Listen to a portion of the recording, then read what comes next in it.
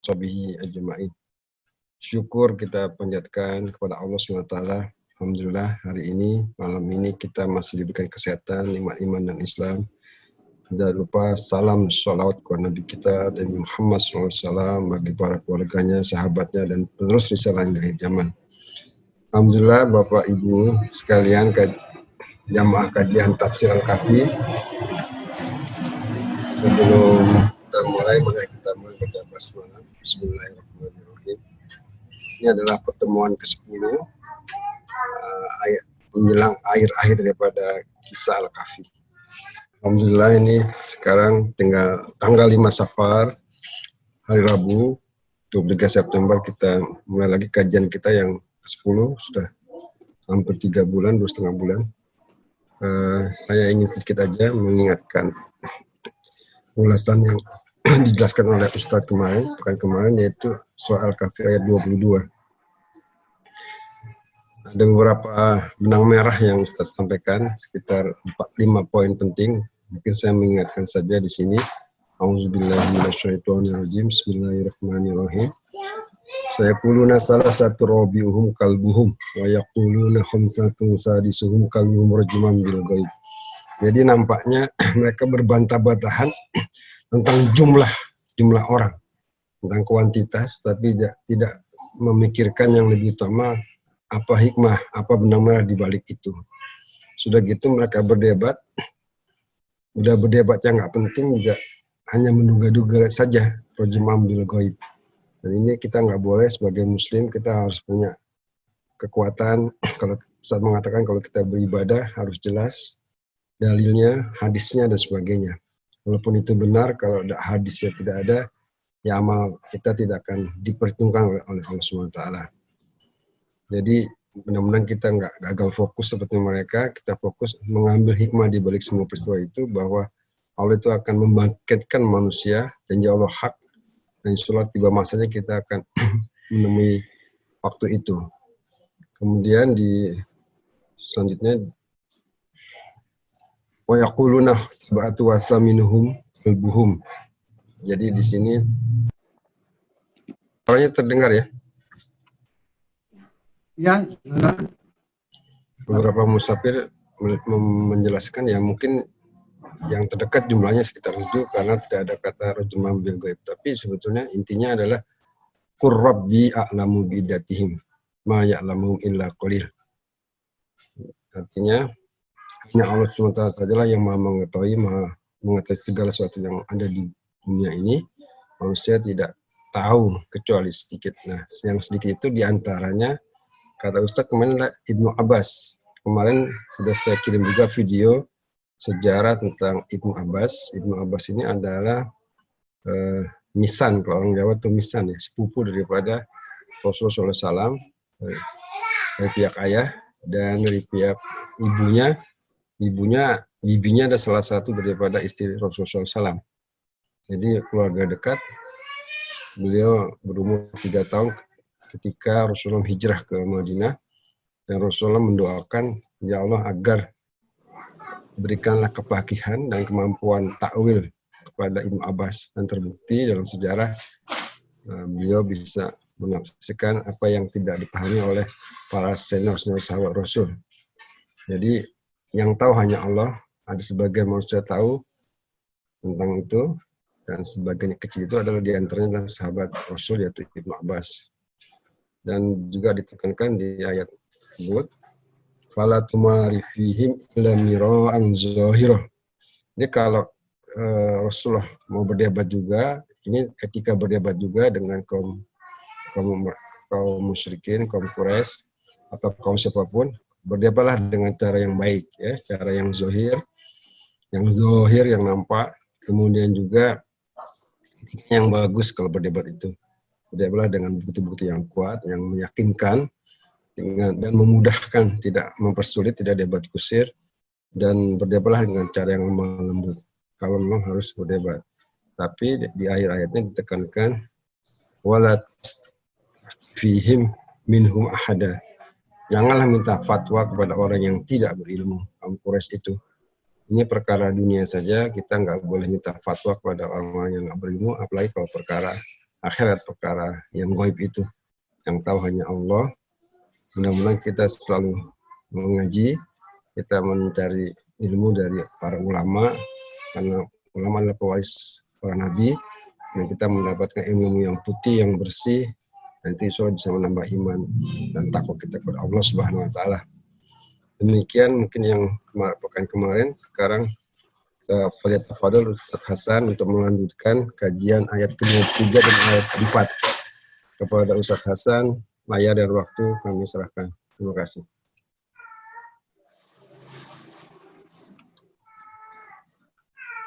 Assalamualaikum warahmatullahi wabarakatuh. Waalaikumsalam warahmatullahi wabarakatuh. Alhamdulillahi rabbil alamin. Wassalatu wassalamu ala asyrafil anbiya'i wal mursalin. Sayyidina Muhammadin wa ala alihi wa ashabihi ajma'in. Amma ba'du, farabbi syarah li sadri wa yassir li amri wahlul 'uqdatam min lisani yafqahu qawli. Subhanaka la ilma lana illa ma 'allamtana innaka antal alimul hakim. Shadaqallahul azim wa shadaqa rasuluhu nabiyul karim. Singkat saja, mari kita mulai membaca ayatnya. A'udzubillahi minasyaitonir rajim. Bismillahirrahmanirrahim. Wala taqulanna li syai'in inni fa'ilun dzalika ghadan illa an yasha Allah wadhkur rabbaka idza nasit wa qul asa an yahdiyani rabbi liaqraba min hadza rasyada. Shadaqallahul azim. Yang artinya wala taqulanna, dan janganlah sekali-kali kamu mengatakan li syai'in, kepada sesuatu, inni fa'ilun dzalika ghadan, sesungguhnya aku akan mengerjakan perbuatan itu pada besok hari. Illa ayyasha Allah, kecuali engkau harus mengatakan ayyasha Allah, yaitu ucapan insya Allah.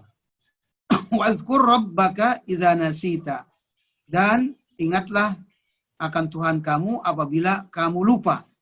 Lupa apa saja. Nasita enggak disebut objeknya, maf'ulnya itu maksudnya ya lupa apa saja. Kita kalau kelupaan sesuatu maka sebutlah nama Allah tersebut. Wa qul asa ayyahdiyani rabbi li aqraba min hadza rasyada. Wa qul, dan katakanlah, mudah-mudahan Allah Subhanahu wa taala memberikan petunjuk, ya. Mudah-mudahan mudah-mudahan ayyahdiyani memberikan petunjuk kepadaku, Rabbi, Tuhanku, di aqraba, kepada yang lebih dekat, min hadza, dari ini, rasyada, yang benar. Jadi lebih mendekatkan kepada yang lebih dekat kebenarannya itu daripada masalah ini. Maksudnya begitu. Kemudian mari kita baca tafsirnya. Tafsirnya yaitu tafsir As-Sobuni, menyebutkan di sini wala taqulanna li syai'in inni fa'ilun dzalika ghadan illa ayyasha Allah, ay la taqulanna li amrin azamta alaihi inni sa'af'aluhu ghadan illa idza qarrantahu bil masyiah faqulta insya Allah. Qala Ibnu Katsir, sababu nuzulil ayah anna nabiyya sallallahu alaihi wasallam lama su'ila bukan lama ya, lama pakai tasdid, lama su'ila an qissati ashabil kahf qala ghadan ujibuhum fa ta'akhkhara al-wahyu anhu 15 yauman. Wallahu alam bissawab. Artinya dari tafsiran ayat tadi, aila taqulanna li amrin, artinya janganlah kamu sekali-kali mengatakan kepada sesuatu, ya, azam ta'alaihi, yang kamu niatkan. Azam sebetulnya itu niat, tapi emang niat bertekad bulat, bukan sekedar niat. Karena ada orang cuma niat. Kalau orang mengatakan apa, oh saya nih seperti kalau saya sebagai ustadz langsung saya mau niat tahun depan menyalonin jadi presiden, itu niat begitu. Itu bukan azam itu. Itu niat secara umum. Tapi kalau azam emang niat akan mau dikerjakan, itu nama azam. Bertekad bulat lah niatnya itu. Walaupun kita bertekad bulat mengerjakan sesuatu, jangan kamu mengatakan ini sa'af'aluhu ghadan. Sesungguhnya aku mengerjakan pekerjaan itu besok. Illa, kecuali tidak tahu, kecuali apabila kamu gandengkan, kamu iringkan. Korinah itu artinya gandengan, ya. Dengan bil masyiah, dengan masyiah. Masyiah itu yaitu ucapan insya Allah. Jadi fakulta insya Allah. Jadi harus mengatakan insya Allah besok saya mengerjakan ini. Harus pakai pengucapan kata-kata kalimat tersebut. Ibnu Katsir berkata, sebab turun ayat ini bahwa Nabi kita Muhammad SAW tatkala, jadi bukan lama, ya, bukan harus pakai tasdid lama. Kalau lama berarti itu pasti tidak gitu. Tapi kalau lama artinya tatkala, ketika ditanya tentang kisah Ashabul Kahfi. Tanya kisah Ashabul Kahfi. Dalam tafsir lain, ya, itu ditanya bukan tentang Ashabul Kahfi saja, di situ disebutkan ditanya tentang ruh, ya, tentang ruh Ashabul Kahfi, ditanya itu. Ya, karena yang dimatikannya itu juga suatu yang aneh juga, yang menakjubkan juga, yang luar biasa. Nah, tidur 309 tahun. Itu yang ditanya adalah tentang ruh Ashabul Kahfi, dan juga yang kedua ditanya tentang Zulkarnain, dan juga cerita tentang Ya'juj wa Ma'juj. Ada tiga yang ditanyakan kepada Rasulullah SAW. Kemudian Rasulullah menjawab, "Ghadan ujibukum." Besok saya tanya, saya akan jawab pertanyaan kamu. Rasul tidak mengucapkan kalimat insya Allah. Maka akhirnya turunlah wahyu, terlambat wahyu itu sampai 15 hari. Nabi menjanjikan besok hari. Tapi karena Nabi berbicara selalu, "Wa ma yantiqu anil hawa in huwa illa wahyun yuha." Nabi tidak berbicara menurut kehendak hawa nafsunya, tetapi adalah selalu berdasarkan wahyu. Maka ketika ditanya masalah yang gaib, masalah-masalah yang terlampau yang Nabi tidak tahu pada zaman itu, Nabi harus menjawab dengan pertanyaan dengan wahyu. Ini juga barangkali ada pertanyaan hubungannya dengan pertanyaan Dokter Prita, ya. Ya, Nabi tidak menjawab kecuali apa yang Allah kasih tahu. Itu jawaban yang ayat yang sebelumnya kemarin itu, yang sebelumnya itu. Jawaban itu dari Allah, sudah itu. Itu jawaban Nabi. Ya. Jadi Nabi tidak mengatakan insya Allah, maka wahyu terlambat sampai 15 hari. 15 hari baru wahyu itu turun, yaitu yang ayat yang sebelumnya itu jawabannya itu. Dan selanjutnya kemudian ayat 24-nya. 24. Itu sebab nuzul daripada ayat tersebut. Kemudian dari penjelasan yang lain, ya, untuk menyempurnakannya itu bahwa Allah Subhanahu wa taala memberi petunjuk kepada Rasulnya tentang etika bila hendak mengerjakan sesuatu yang telah ditekadkannya. Jadi makanya tadi itu ada kata-kata azam ta'ali, jadi tekad itu. Jadi niat yang benar-benar yang azam itu. Azam itu juga bertekad bulat itu yang mau dikerjakan. Ya, jadi tekadkannya di masa mendatang hendaklah ya mengembalikan hal tersebut kepada kehendak Allah Subhanahu wa taala yang mengetahui hal yang gaib. Gitu. Yang mengetahui apa yang telah terjadi dan apa yang akan terjadi, dan mengetahui apa yang tidak akan terjadi, dan seandainya terjadi bagaimana akibatnya. Jadi semua itu di situ harus dikembalikan kepada Allah. Karena Ya, kalau kata-kata ucapan insya Allah itu, yaitu tadi isinya, yaitu Allah yang mengetahui yang gaib, mengetahui yang telah terjadi, apa yang akan terjadi, dan mengetahui apa yang tidak akan terjadi. Seandainya terjadi, maka bagaimana akibatnya. Nah, di situ tersimpul dalam ucapan kata-kata insya Allah. Ini dikembalikan kepada Allah Subhanahu Wa Taala. Nah, kemudian di dalam kitab Sahihain, dalam Sahih Bukhari, ya, berkenaan dengan ini hubungannya, itu telah disebutkan sebuah hadis diriwayatkan oleh Abu Hurairah dari Rasulullah Shallallahu Alaihi Wasallam yang telah bersabda bahwa Sulaiman ibnu Daud, kita tahu Sulaiman adalah anaknya Nabi Daud. Jadi Nabi dan Rasul itu yang sekaligus raja itu dua. Dalam sejarah itu Nabi dan Rasul, ya, dan juga sekaligus raja, yaitu Nabi Daud, kemudian memberikan keturunan jadi raja juga, yaitu Nabi Sulaiman. Nabi Sulaiman bin Daud. Jadi menurut riwayat Sulaiman bin Daud alaihissalam pernah mengatakan begini, sungguh saya akan, ini saya tidak bacakan apa bahasa Arabnya untuk singkat waktu. Sungguh saya akan menggilir ke 70 orang istriku malam ini. Itu 70. Ya. Menurut riwayat lain 90 orang istri. Dan menurut riwayat yang lain lagi 100 orang istri. Nah, dengan tujuan agar masing-masing istri akan melahirkan seorang anak laki-laki yang kelak akan berperang di jalan Allah Subhanahu wa Ta'ala. Ya. Al-jihad fi sabilillah. Ya. Maka dikatakan kepada Sulaiman yang menurut riwayat lain, malaikat yang berkata kepadanya, katakanlah insya Allah. Gitu. Ya Sulaiman, katakanlah insya Allah. Tapi Nabi Sulaiman tidak mengatakan itu, tidak menurutinya.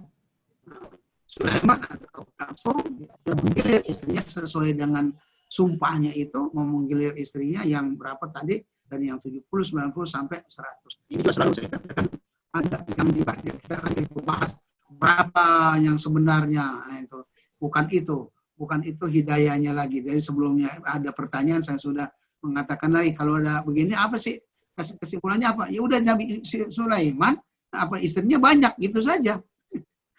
Istrinya banyak gitu. Tentunya jangan kita cari yang benar yang berapa, yang 70 apa 90 apa yang 100. Ya sudah, kalau ada riwayat begitu semua ada pendapat banyak, ya kesimpulannya apa sih yang jadi garis besarnya yang berbeda sama kita, mau 70 mau 90 kan untuk kita apa bedanya gitu loh. Ya, tidak ada gitu loh. Ada, tapi yang harus kita ketahui bahwa Nabi Sulaiman istrinya waktu itu banyak. Kenapa waktu itu? Zaman dulu belum ada pembatasan seperti zaman Nabi kita Muhammad SAW. Nabi Muhammad dibatasi cuman berapa? Nabi Muhammad yang pernah satu masa itu istrinya adalah 9. Sedangkan semua istrinya yang pernah dinikahi itu ada 13. Ya, 13 yang kemudian yang mati keduluan, kemudian yang dicerai, kemudian yang kumpul dalam satu masa 9. Sedangkan untuk umatnya hanya 4 saja. Sedangkan dulu yaitu tidak ada batasan, batasan. Bahkan dulu budak pun sah menjadi digauli, yang dikatakan selir-selir raja itu, yaitu Nabi Daud itu juga kalau dalam riwayat itu ratusan juga istrinya. Nah kemudian turun kepada anaknya Nabi Sulaiman juga, itu riwayat yang paling terbanyak adalah istrinya sampai 100. Dan dia bersumpah, dia bilang akan menggilir istrinya satu malam ini, begitu semuanya. Kemudian untuk diharapkan semua istrinya itu melahirkan anak yang nanti jihad bisa bilang yang berperang di jalan Allah Subhanahu wa Ta'ala. Diingatkan oleh malaikat, qul ya Sulaiman, katakan insya Allah. Tapi Nabi Sulaiman tidak mengucapkan itu. Ternyata begitu dia gilir semua istrinya, Sulaiman menggilir mereka, dan ternyata tiada yang nggak ada yang mengandung dari mereka kecuali hanya seorang istri saja. Ya, tidak ada yang mengandung seorang pun dari 100 itu. Kalau kita ambil yang terbanyak, tidak ada yang mengandung dari mereka kecuali hanya seorang istri yang melahirkan juga setengah setengah manusia. Nah, sudah. Hadis itu menerangkan segitu saja. Di dalam keterangannya nggak banyak. Jangan lagi kita mau cari-cari setengah manusia tuh gimana. Nggak perlu itu. Udah. Nah, yang jelas udah hadis menjelaskan seperti itu. Apa sih faedahnya kita mau tahu tarik yang sebenarnya, ya kan? Dijelaskan dalam hadis hanya setengah manusia. Ya. Kemudian setelah menceritakan kisah itu, Rasulullah SAW bersabda, "Walladzi nafsi biyadi, lau qala insyaallah lam yahnath, wa kana darkan lihajatihi, wa fi riwayatin wa laqatalu fi sabilillahi fursanan ajma'un." Jadi demi Tuhan yang jiwaku berada di dalam genggamannya, Nabi juga bersumpah seperti itu, seandainya dia mengucapkan insya Allah, maksudnya Nabi Sulaiman, mengucapkan insya Allah yang artinya jika Allah menghendaki, dia tidak akan melanggar sumpahnya, dan akan meraih apa yang diinginkannya. Dan kemudian dalam riwayat lain, yang lain disebutkan, dan sungguh mereka, anak-anaknya itu akan berperang di jalan Allah semuanya dengan mengendarai kuda. Ini hadis riwayat yang tadi itu riwayat Sahih Bukhari Muslim. Ini kemudian juga hadis-hadis berikutnya ada hadis-hadis Sahih juga. Ya. Kemudian dalam permulaan surat ini telah disebutkan latar belakang penyebut turunnya ayat ini, ya. Menyebut turunnya ayat ini, yaitu dalam pembahasan sabda Nabi SAW ketika ditanya mengenai kisah para pemuda penghuni gua, yaitu sabda Nabi SAW yang mengatakan, besok aku menjawab pertanyaan kalian. Kemudian wahyu datang terlambat sampai, saya ulang lagi, wahyu terlambat sampai 15 hari. Nah, kami telah menyebutkan hadis tersebut secara rinci yang telah lalu, yang mencakup semua keterangannya, sehingga tidak perlu lagi barangkali diulang. Nah, kemudian kita lanjut kepada ayat berikutnya. Ya, ayat berikutnya, wadhkur rabbaka idza nasita. Ingatlah Tuhan kamu apabila kamu lupa. Ai idza nasita antaqula insya Allah. Summa tazakkarta fakulha litabqa nafsuka musta'iratan azamatullah. Musta'iratan azamatullah. Nah, artinya apabila kamu lupa, kamu hanya mengatakan insya Allah. Kemudian kalau tidak menyebut itu, kemudian kamu ingat, summa tazakarta, kemudian kamu yang tadi kamu lupa itu, kamu ingat, fakulha, maka katakan kalimat insya Allah itu agar supaya tetap jiwa kamu merasakan kebesaran Allah Subhanahu wa Ta'ala yang mempunyai kehendak atau juga yang mengetahui segala sesuatu yang tadi setelah saya sebutkan tadi, yaitu yang 6 perkara tadi itu.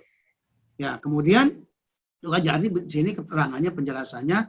Jadi menurut suatu pendapat, maka yang dimaksud ialah apabila kamu lupa mengucapkan pengecualian, yaitu insya Allah itu pengecualian, ya kan? Insya Allah jika Allah menghendaki, namanya itu pengecualian.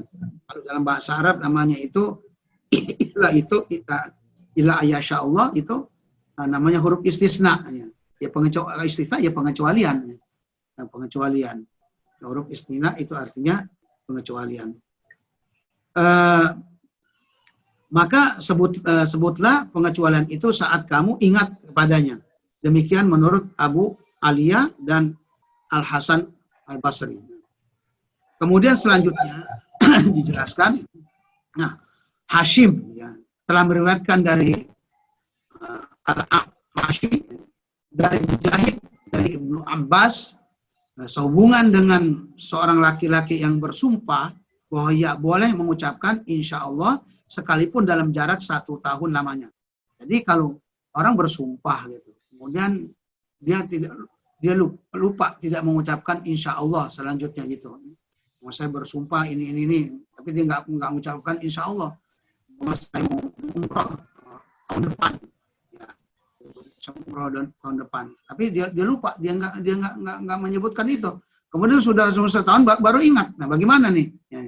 Jadi bahwa orang jadi setelah dia lupa sumpahnya itu tidak mengucapkan insya Allah, maka dia bersumpah bahwa ia boleh mengucapkannya insya Allah sekalipun dalam jarak 1 tahun lamanya.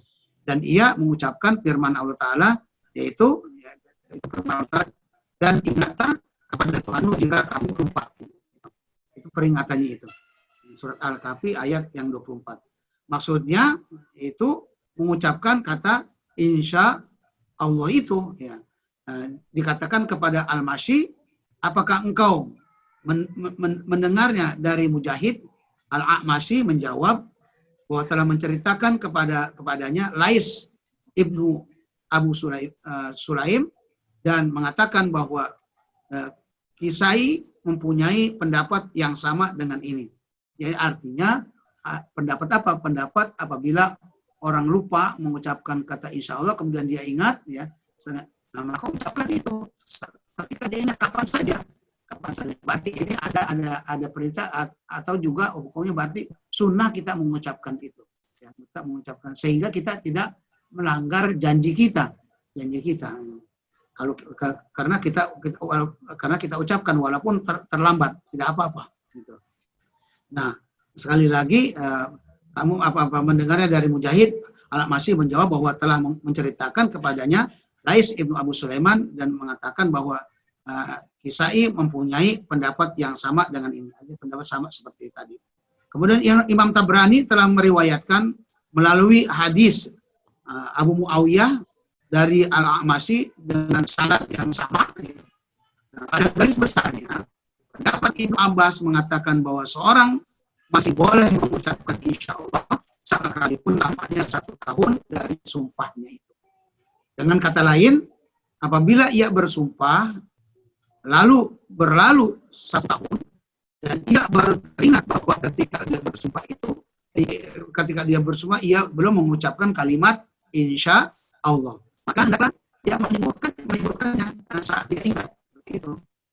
Nah, kemudian menurut tuntunan sunnah, hendaknya orang yang bersangkutan mengucapkan insya Allah agar ia beroleh pahala karena mengerjakan anjuran sunnah. Artinya berarti itu sunnah.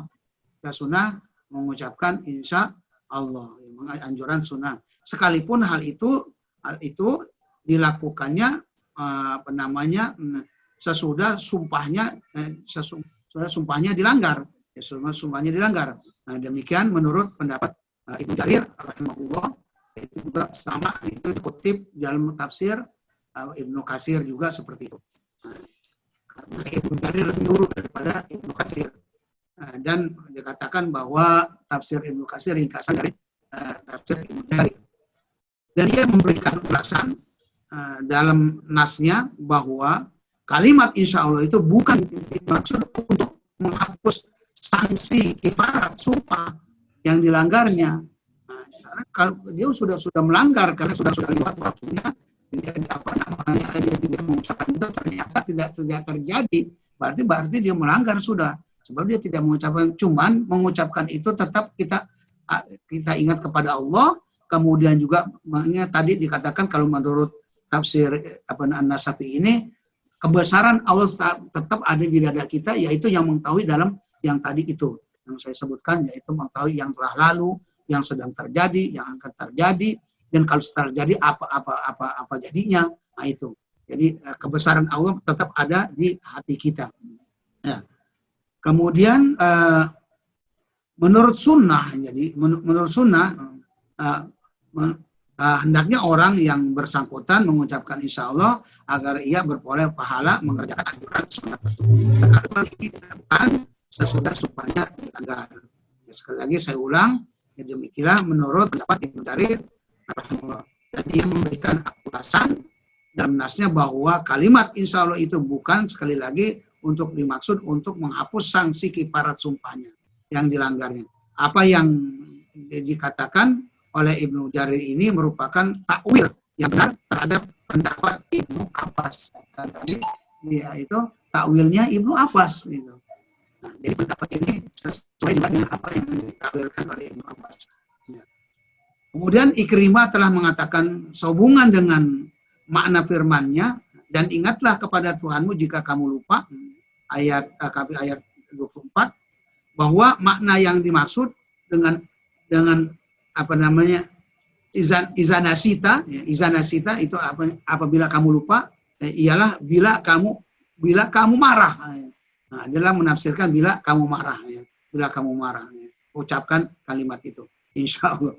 Jadi Imam Tabrani mengatakan telah menceritakan kepada kami Muhammad ibn Haris al-Jabali, telah menceritakan kepada kami Sofwan ibnu Saleh, telah menceritakan kepada kami Al-Walid ibnu Muslim dari Abdul Aziz ibnu Husain, dari ibnu Abu Nujai, dari Mujahid, dari Ibnu Abbas, yang mengatakan sehubungan dengan makna firman-Nya, dan janganlah sekali-kali kamu mengatakan terhadap sesuatu, sesungguhnya aku akan mengerjakan itu besok pagi, kecuali dengan menyebut insya Allah. Dan ingatlah kepada Tuhanmu jika kamu lupa. Al-Kahfi 23-24, yaitu dengan cara menyebut kalimat insya Allah. Itu ulasannya. Nah, Imam Tabrani telah meriwayatkan pula melalui Ibnu Abbas, ya, Abdullah bin Abbas lagi ini masalah yang apa namanya yang aneh-aneh, yang takwilnya hanya Ibnu Abbas yang memang ini sahabat-sahabat kibar itu, para pembesar sahabat selalu kalau menanya tentang penafsiran ayat yang rumit itu, yang tidak bisa ditafsirkan secara zahir, selalu penanya kepada Ibnu Abbas. Nah, maka ini terbukti dalam tafsir ini, baik Tabari, Ibnu Katsir, semua para hadis, yaitu kepada rujukannya kepada Ibnu Abbas. Ya. Jadi Imam Tabrani telah meriwayatkan pula melalui Ibnu Abbas sehubungan dengan makna firman Allah Ta'ala, dan ingatlah kepada Tuhanmu jika kamu lupa. Ya. Nah, maksudnya jika kamu lupa mengucapkan kalimat insya Allah, maka sebutkanlah kalimat itu jika kamu ingat.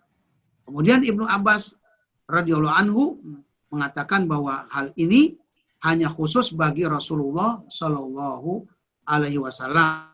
Diperbolehkan bagi seorang dari kita mengucapkan kalimat insya Allah ini kecuali bila berhubungan sumpahnya, yakni tidak ada jarak pemisah. Jadi Imam Tabrani mengatakan bahwa hal ini diriwayatkan secara munfarid oleh Al-Walid dari Abdul Aziz ibnu Husain. Ala ayyi hal, kesimpulannya bahwa kalau untuk kita kapan tadi, yaitu pendapat yang pertama, bahwa kapanpun kita ingat ketika kita sudah bersumpah, ya kita ucapkan kalimat insya Allah itu. Nah, itu saja. Ya, kalau tadi masalah ini khusus Rasulullah apa ini pendapat ini, nanti jangan sampai lagi kita bagaimana kalau kita ini udah tadi dikatakan itu hanya untuk Rasulullah SAW, sudah segitu saja. Mana ayat? Jadi kemudian mana ayat yang mengandung takwil lain, yaitu bahwa melalui ayat ini Allah memberikan petunjuk kepada seseorang yang lupa akan sesuatu dalam pembicaraannya agar ia mengingat Allah Subhanahu wa Ta'ala. Atau kita sebut istighfar. Pokoknya yang kita menyebut nama Allah sajalah. Baik kita bilang astagfirullah atau kita bilang subhanallah. Apa ya tadi saya bilang? Yang tepatnya biasa kita nyebut astagfirullahaladzim. Pokoknya apabila kita lupa sesuatu, ingat kepada Allah. Sudah itu saja. Sebut nama Allah. Ya Allah, Ya Rabbi, Ya Rahman, Ya Rahim. Apa saja kita sebut. Nah, itu disunahkan. Nah, jadi memberikan bahwa petunjuk kepada seorang yang lupa akan satu dalam pembicaraan agar ia mengingat Allah Subhanahu wa Ta'ala. Karena sesungguhnya lupa itu bersumber dari setan. Seperti yang disebutkan oleh pemuda yang menemani Musa, yang mengatakannya waktu dia lupa kan disitir oleh Allah Subhanahu wa Ta'ala ayat tersebut melalui firman-Nya, wa ma ansanihu illa asyaitanu an azkura. Dan tidak adalah yang merupakan aku untuk menceritakannya kecuali setan. Itu tentang pemuda yang lupa membawa ikannya itu. Nah, kemudian sedangkan mengingat Allah itu dapat mengusir setan. Ingat Allah itu dapat mengusir setan. mengingat Allah itu dapat mengusir setan. Ya. Jadi apabila setan telah pergi, maka lenyaplah lupa itu. Jadi zikrullah atau mengingat Allah adalah penyebab bagi sadarnya ingatan dari keterlupaan. Jadi kita apa yang kita lupa, kita ingat Allah kita akan sadar, insya Allah kita akan sadar kembali. Karena itulah maka disebutkan oleh firman Allah, firman-Nya, dan ingatlah Tuhan kamu jika kamu lupa. Kemudian selanjutnya wakul asa ayyahdiani rabbi li aqraba min hadza rasyada. Ay la'allallaha yuwaffiqani wa yursyiduni ila ma huwa aslah min amri dini wa dunyaya. Artinya mudah-mudahan Allah Subhanahu wa taala memberikan taufik kepada saya dan menunjukkan kepada saya kepada yang lebih maslahat, yang lebih baik dari urusan agama saya dan juga urusan agama saya. Itu tafsiran yang menurut penafsiran Imam As-Subuni. Artinya apabila ditanya tentang sesuatu yang tidak kamu ketahui, maka mintalah ya kepada Allah tentang jawabannya. Minta kepada Allah tentang jawabannya dan mohonlah kepadanya dengan segenap jiwa ragamu agar dia memberimu taufik ke jalan yang benar dan diberi petunjuk jawabannya. Ya, diberi petunjuk jawabannya. Menurut pendapat yang lain menafsirkan menafsirkan ayat dengan tafsiran yang lain daripada ini. Itu karena tafsir itu banyak berbeda ya. Dan apalagi nanti yang insya Allah nanti pada terakhir setelahnya ayat 26 tafsirkan berikutnya pertemuan khusus kita membahas tentang perjalanan Ashabul Kahfi yang beragam macam pendapat di situ. Yang berbeda pendapat untuk menambah khazanah ilmu pengetahuan kita. Barangkali ada lagi saya ambil dari Al-Bayan bahwa di sini ayat 24 dalam riwayat saya tidak baca bahasa Arabnya, yaitu langsung aja Indonesianya. Diriwayatkan dari Anas bin Malik radhiyallahu anhu bahwa Rasulullah Shallallahu alaihi wasallam bersabda, siapa yang lupa salat, siapa yang lupa salat, maka salatlah ketika ia ingat. Jadi ada hikmahnya dalam masalah fikih. Ya, ini dalam masalah fikih yaitu orang yang lupa salat, ya kelupaan dia salat udah lewat waktu nih. Ya sudah sholat ketika dia ingat. Ya. Maka salatlah ketika dia ingat. Ya, tidak ada kafarat kalau kita lupa sholat itu tidak ada penebus. Ya. Nah, tidak dalam arti lain tidak ada kodok dalam riwayat ini. Tidak ada kodok kecuali dengan mendirikan sholat. Ini hadis riwayatnya Bukhari dan Muslim. Nah, ini juga suatu ilmu yang penting bagi kita. Itu hadisnya juga hadis Bukhari Muslim.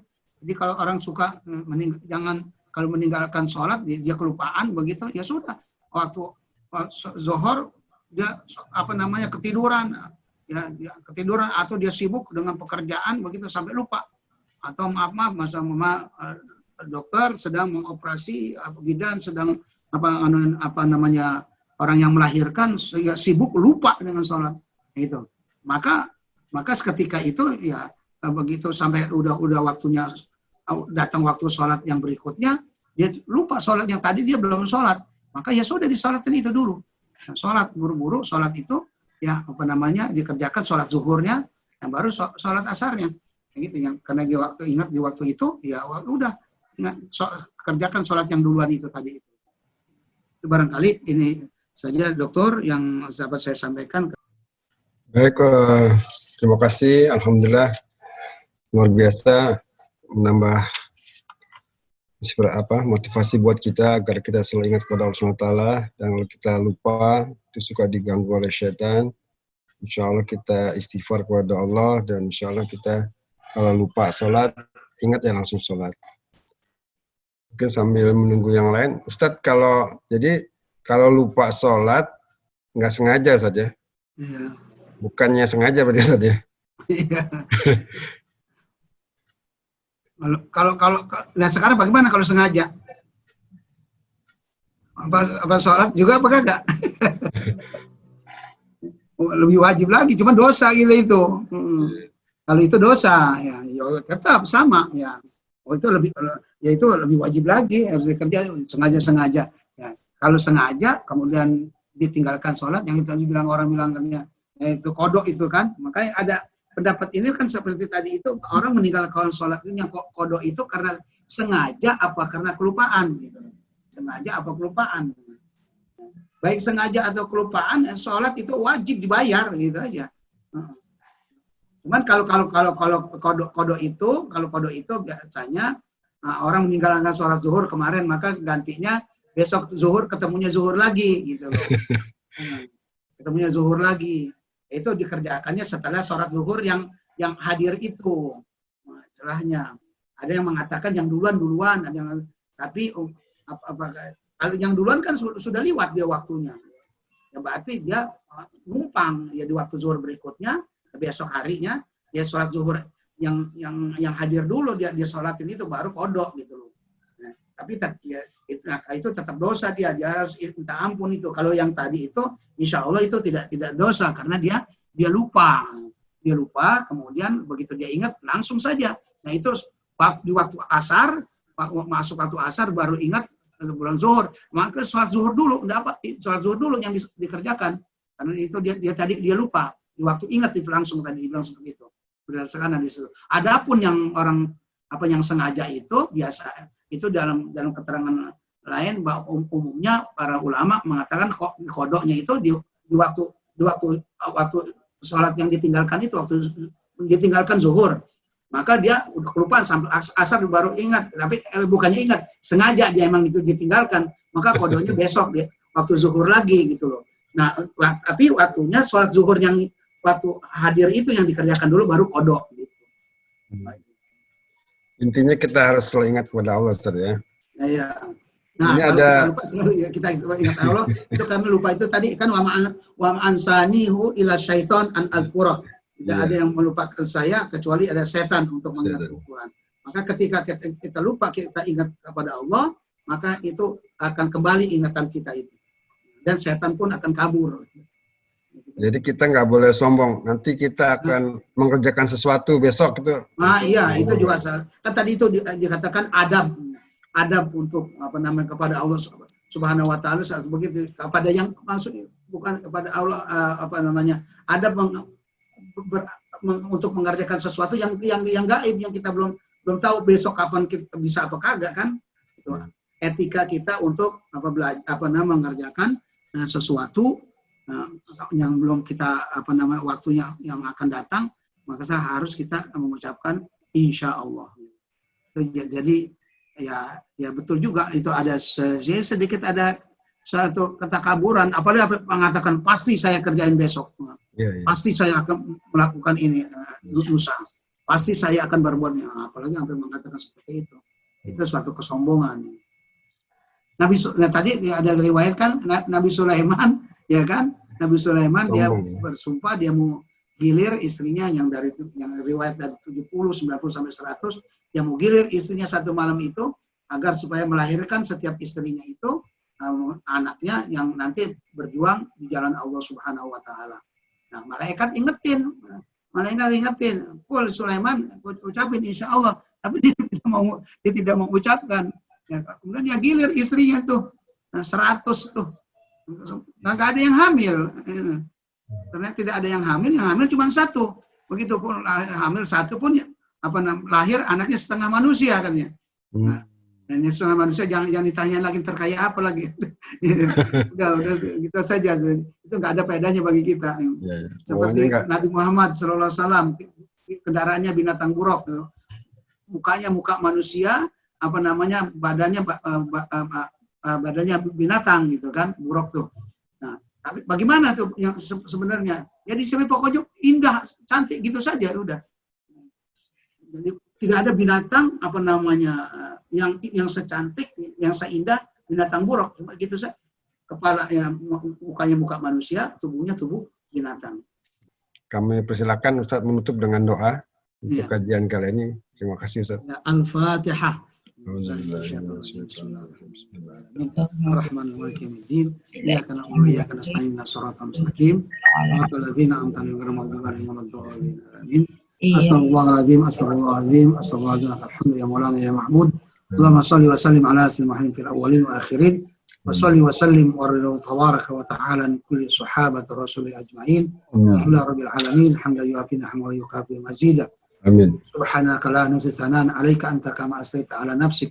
Wa lakal hamdu hatta tarda wa lakal hamdu idza radit wa lakal hamdu ba'da ridha. Allahumma salli wa sallim ala sayyidina Muhammadin fil awwalin wa salli wa sallim ala sayyidina Muhammadin fil akhirin. Wa salli wa sallim ala sayyidina Muhammadin fi kulli waqtin wa hin.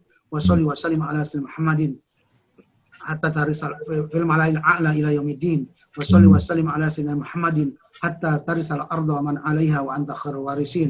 Wa salli wa sallim ala sayyidina Muhammadin salatan tunjina biha min jamil ahwal wal afat wa taqdi lana biha jami'al hajat wa tutahhiruna biha min jami'is sayyi'at wa tarfa'una biha indaka 'alad darajat wa tuballighuna biha aqsal ghayat min jamil khairat fil hayat wa ba'dal mamat. Allahumma shalli wa sallim ala sayyidina Muhammadin al-fatihi lima ughliq wal khatimi lima sabaq nasiril haqqi bil haqqi wal hadi ila siratikal mustaqim wa ala alihi wa ashabihi haqqa qadri wa miqdaril azim. Allahumma shalli salatan kamilatan wa sallim salaman tamman ala sayyidina Muhammadin alladzi tanhalu bil uqad wa tanfarju bil kurab wa tuqda bil hawaij wa tunalu bil raghaib wa husnul khawatim wa yustasqal ghamamu bi wajhil karim wa ala alihi wa sahbihi fi kulli lamhati wa nafasin bi adadin kulli ma'lumin lak. Allahumma shalli ala sayyidina Muhammad wa ala ali sayyidina Muhammad wa ashghil adh-dhalimin biz zalimin wa akhrijna min bainihim salimin wa ala alihi wa ashabihi ajma'in. Allahumma adfa'anna al-bala wal waba wal wala wal fasha wal munkar wal fitan wal mihan ma dhahara minha wa ma batan. Allahumma inna na'udzubika minal junun wal juzam wal baras wa min sayyi'il asqam. Allahumma ansur al-islam wal muslimin wa ahlikil kafarata wal mubtadi'ata wal musyrikin wa dammir a'da'aka 'ada'ad-din wa shattit shamlahum wa farriq jam'ahum wa aqlil 'adadahum wa badid diyarahum. Rabbana atina min ladunka rahmah wa hayyi' lana min amrina rasyada. Rabbana atina fid dunya hasanah wa fil akhirati hasanah wa qina adzaban nar wa adkhilnal jannata ma'al abrar ya aziz ya ghaffar ya sattar ya qahhar ya jabbar ya rabbal alamin. Wa sallallahu ala khairil khalqihi sayyidina Muhammadin nabiyil ummi wa ala alihi wa sahbihi wasallam. Subhana rabbika rabbil izzati amma yasifun wa salamun alal mursalin walhamdulillahi rabbil alamin. Alhamdulillah, jazakumullah khairan katsiran pada Ustaz Hasan. Terima kasih para hadirin sekalian. 4:09 kita akhiri kajian kita, menambah iman kita kepada Allah Taala, dan semoga insya Allah kita sehat dan bisa berjumpa pada insya Allah pada hari Rabu yang akan datang. Terima kasih. Mari kita tutup dengan doa. Alhamdulillahirrahmanirrahim. Subhanallah rabbil izzati amma yasifun. Wassalamun alal mursalin walhamdulillahi rabbil alamin. Assalamualaikum warahmatullahi wabarakatuh.